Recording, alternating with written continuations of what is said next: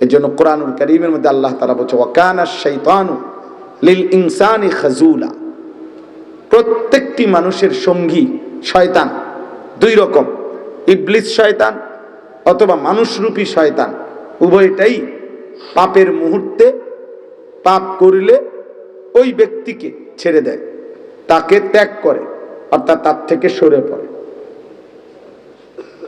পড়ে। এটা দুনিয়াতেও, এটা আখেরাতেও।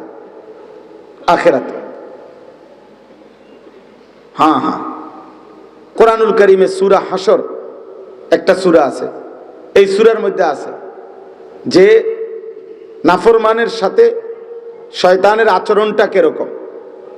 ইজ ক্বালা লিল ইনসানি কফুর, শয়তান প্রতি মুহূর্তে নাফরমান পাপীকে বলে আল্লাহর নাফরমানি করো করো করো করো, চুরি করো, ডাকাতি করো, জিনা করো, ব্যভিচার করো, মদ খাও, জুয়া খেলো, বেপর্দা হও, বেহায়াপনা করো, সুদ খাও, হারাম খাও, শিরিক করো, মূর্তির পূজা করো, আল্লাহর অবাধ্যতা করো, এভাবে বলতে থাকে, প্ররোচনা দিতেই থাকে।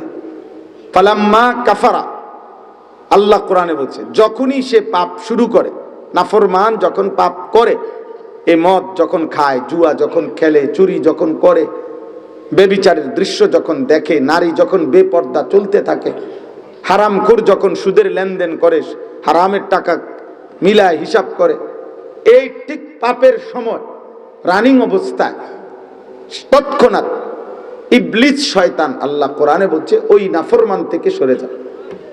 ক্বালা ইন্নী বারীউম মিনকা, ইবলিস বলে আমি তোমার থেকে মুক্ত, ইন্নী আখাফুল্লাহ রাব্বাল আলামিন, আমি আল্লাহকে ভয় করি। ইবলিসে বলে, আশ্চর্য, ইবলিস আল্লাহকে ভয় করে মানে কি? তাফসীরের মধ্যে লিখছে অর্থ হলো ইবলিস বলে, শয়তান বলে যে আমি সেই আদমের জামানা থেকে দেখছি এই পর্যন্ত আল্লাহ তাআলা পাপী নাফরমান ব্যক্তি কিংবা গোষ্ঠী সম্প্রদায়কে শতবার আল্লাহ এই পৃথিবীতে ধ্বংস করে দিছে আযাব দিয়ে, এটা আমি নিজ চোখে দেখছি। এই জন্য আমি জানি যে যখনই বান্দা পাপ করে তখনই সে আল্লাহর আযাবের উপযুক্ত হয়। হয়তো কাউকে আযাব দেয়, কাউকে দেয় না, এখন কি নিশ্চয়তা আছে তোমাকে দিবে না? আমি তো দেখছি এমন বহুজনকে আযাব দিছে আল্লাহ। অতএব প্রত্যেক পাপের মুহূর্তে আমার ভয় হয় যদি আল্লাহর আযাব আসে এখন তোমার উপরে, তাহলে আমিও তো ধ্বংস হয়ে যাব, এই জন্য আমি তোমার থেকে মুক্ত। এই জন্য প্রত্যেকটা মানুষের এটা মনে রাখা উচিত, পাপী নাফরমান, তাকে নাফরমান অবস্থায় তার সাথে শয়তান পর্যন্ত তাকে ঘৃণা করে। এই জন্য প্রত্যেকটা মদখোর, নেশাখোর, জুয়ারি, চরিত্রহীন লম্পট ছেলে পেলে, নারী, ছবি, অস্থিরতা, বেহায়াপনা নিয়ে যাদের জীবন, ওরে ইবলিস শয়তান পর্যন্ত ঘৃণা করে। মানুষ এবং পশু জানোয়ার তো ঘৃণা করেই, এমনকি শয়তান পর্যন্ত তাকে ঘৃণা করে, শয়তান পর্যন্ত। কোরআনুল কারীমের মধ্যে আছে বদরের যুদ্ধের দিন, সূরা আনফালের মধ্যে আছে বদরের যুদ্ধের দিন ইবলিস শয়তান মক্কার কাফের কুরাইশ 1000 কাফের তাদেরকে বলছিল লা গালিবা লাকুমুল ইয়াউম, আজকে তোমাদের উপরে কেউ বিজয়ী হবে মুসলমানদের এই হিম্মতে নাই। সে বলছে মানুষের আকৃতি ধরে আইসা বলছে যে আমি এইমাত্র দেখে আসছি মুসলমানদের কাছে সর্বোচ্চ 8টা তরবারি আছে আর 2টা ঘোড়া আছে, আর কিছু নাই। 313 জন লোকও কম, অস্ত্র সম্ভার বলতে কিচ্ছু নাই, তোমরা অনায়াসেই জিতবা। ওয়া ইন্নী জারুন লাকুম, আমি তোমাদের সাথেই আছি যুদ্ধের শেষ পর্যন্ত। ফালাম্মা তারাআতিল ফিআতান, আল্লাহ কোরআনে বলে যখন 2 দল মুখোমুখি হলো, আসমান থেকে ফেরেশতা নামতে শুরু করলো, ইমানদার মুসলমান আর ফেরেশতারা যখন একযোগে এই বেঈমানদের উপরে আক্রমণ শুরু করলো, নাকাসা আলা আকিবাইহি, শয়তান তৎক্ষণাৎ তাদের থেকে সঙ্গ ছেড়ে সরে গেল। হ্যাঁ, কোরআন শরীফের আয়াত, সরাসরি আয়াত, সরে গেছে শয়তান। এবং এই কথাটাই, সেই মেয়ে কথাটাই বলছে যে ইন্নী আরা মা লা তারাউনা ইন্নী আখাফুল্লাহ। ইবলিস বলতেছে যে হে কাফেররা, তোমরা তো দেখো না, আমি দেখতেছি ফেরেশতা নামতেছে, আর আমি আল্লাহকে ভয় করি। আল্লাহর আযাব যদি চূড়ান্ত তোমাদের সকলকে ধ্বংস করে দেয়, তো আমাকেও ধ্বংস করে দেয়। এই জন্য বললাম আর কি, প্রথম কথা এটা, মন্দ সঙ্গী এক মানুষের জীবনের সবচেয়ে বড় অভিশাপ। বহু যুবক কিশোর, কেউ মায়ের পেট থেকে 4 বছরের বাচ্চা যখন ছিল অনেক ফুটফুটে ছিল, 6 বছরের বাচ্চা ছিল মায়ের আদরের। আমার 4 বছরের বাচ্চা আছে, শতবার বাচ্চা, শতবার বাচ্চা আদর পাইছে, আদর করি।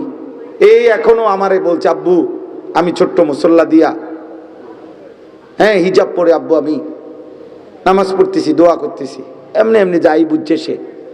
তার বয়স 4 বছর। তাহলে ছোট্ট 4 বছরের বাচ্চা, 6 বছরের বাচ্চা, অবুঝ বাচ্চা, সে মদখোর হয়ে বড় হয় নাই, নেশাখোর হয়ে বড় হয় নাই।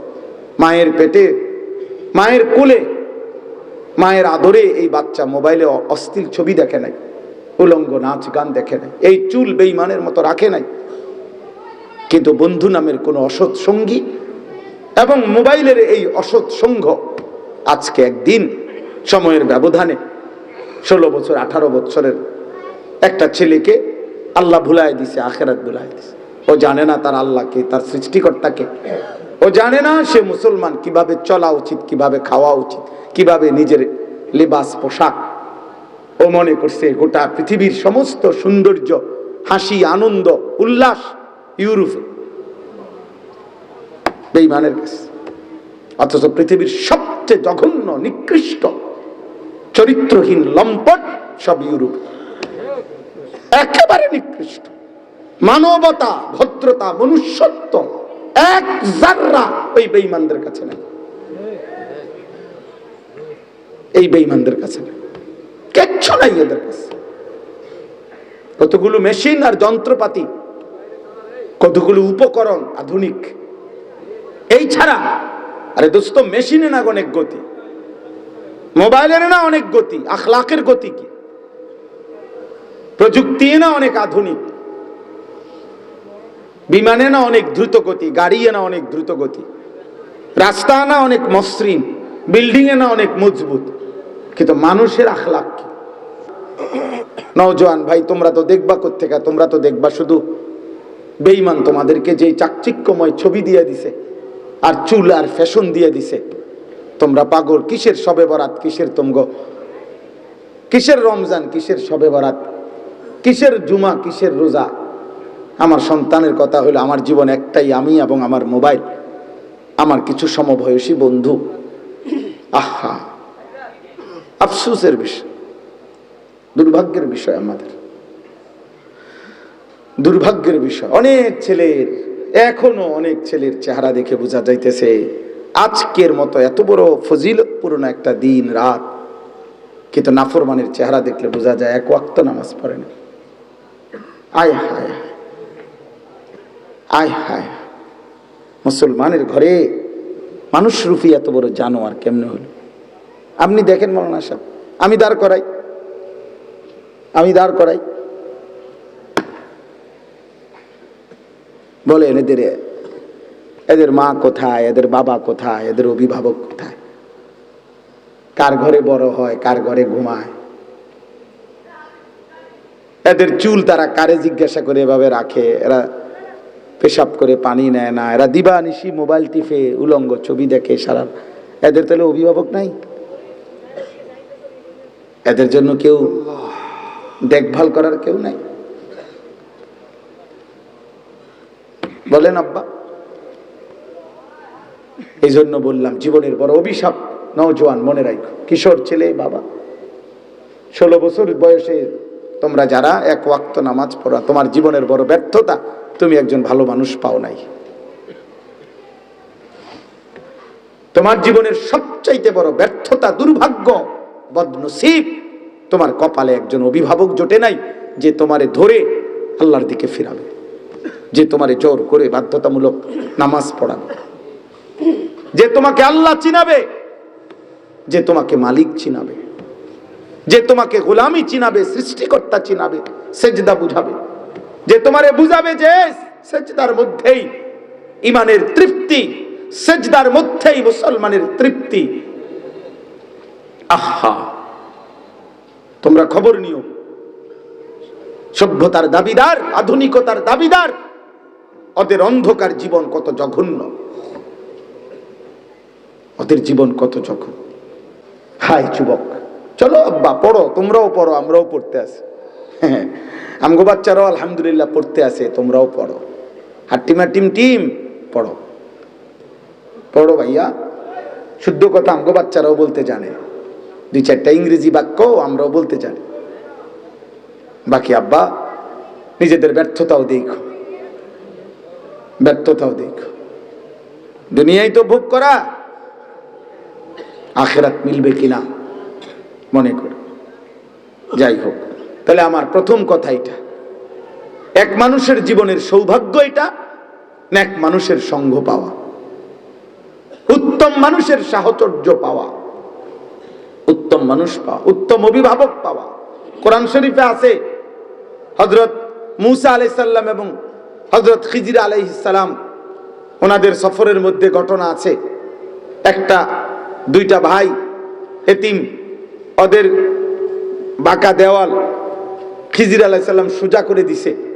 তো ওইখানে আছে, উনি পরে যখন এটার কারণ বলছে তখন একটা কথা বলছে উনি, ওয়াকানা আবুহুমা সালিহা, এই এদের বাবা মা ছিল নেককার, তাদের আব্বা নেককার মানুষ ছিল। এই নেককার মানুষ অভিভাবক, তার বরকতে তাদের পরবর্তী বংশধর পর্যন্ত, এতিম সন্তান পর্যন্ত আল্লাহ তাআলা নবীর মাধ্যমে সাহায্য করেছে।